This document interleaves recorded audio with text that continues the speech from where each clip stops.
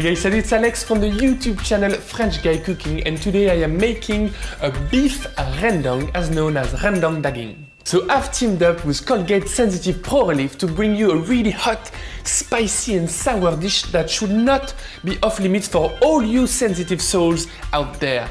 Slow cook beef rendang is a very popular hot, spicy and sour dish in Indonesia and Malaysia, but it's also very popular all over the world. It's nothing hard to make, it just takes a bit of effort, but trust me, it's so much worth it. That recipe serves 6 to 8 people. Okay, first off, we need to do a bit of preparation work. Toast 10 tablespoons of dry shredded coconut in a large wok over medium heat for about 3 to 4 minutes or until it gets golden brown and very fragrant. Let it cool down on the side. Dry roast for about a minute on high heat, 5 cloves, 4 green cardamom pods, a stick of cinnamon, half a teaspoon of black peppercorns and 1 star anise. When the smell becomes outrageous, then pop that in a pestle and mortar and bash it until you get a coarse powder. Just discard any remaining bits. Set those spices aside until we need them. Pick up 8 to 10 dried chilies and cut them in bias to get those seeds out. Then rehydrate them with boiling water in a jar. Let that sit on the side for at least 10 minutes. Skin and roughly chop a thumb of ginger, a thumb of galangal. If you can't find it, just double the ginger. A pinky of turmeric root, again if you can't have it, just use a pinch of turmeric powder instead. 5 cloves of garlic, 200 grams of shallots or onions, and 2 sticks of lemongrass, only the white part. Add those to the bowl of a food processor and also add the chilies without the seeds. And now blitz that up. I like to add a touch of water just to get it going. At the end you'll get a bright,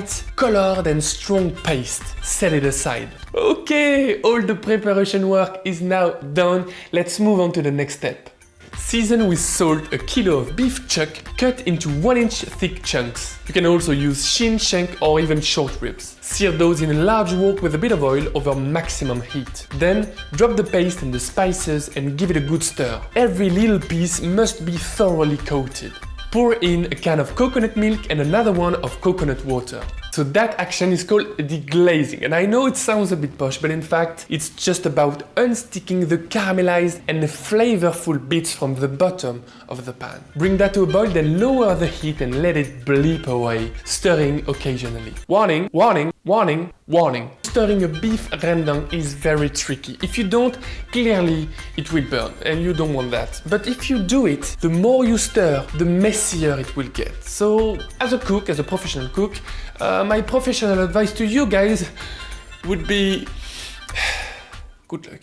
Over time, the water is evaporating, oils are coming out, the color is getting darker, and most importantly, the flavors are concentrating. So I like my beef rendang to be almost dry at the end, so I cooked it for nearly 2 hours. But I guess if you want it more wet or more creamy, just shorten the cooking time. The dish is now pretty intense and really bold in terms of flavor. But I guess it's time now to give it a fresh and sour kick. Dilute 2-3 teaspoons of tamarind in hot water and make a runny paste.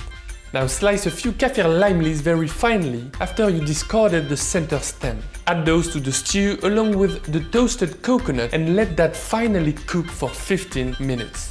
Beef rendang, or any rendang really, is all about caramelization and flavors concentration. It is a completely different approach than a classic stew, which leads to a dry yet soft and tender dish at the end. Serve it with rice on the side, for example. Keep in mind that it keeps very well in the fridge. In terms of taste and flavors, it's caramelized and intense and sticky and hot, but quite surprisingly, it's very fresh at the same time. I truly believe that tasting this hot, sour and spicy beef rendang is a life-changing experience, like nothing less. I hope you guys enjoyed the recipe, and if you did, give it a like, thumbs up and share that over your social medias. If you're interested, you can check out more on the Colgate Hub at jamieoliver.com. Please don't forget to subscribe to FoodTube and to my own channel French Guy Cooking for more delicious international creative recipes. Bye bye, salut!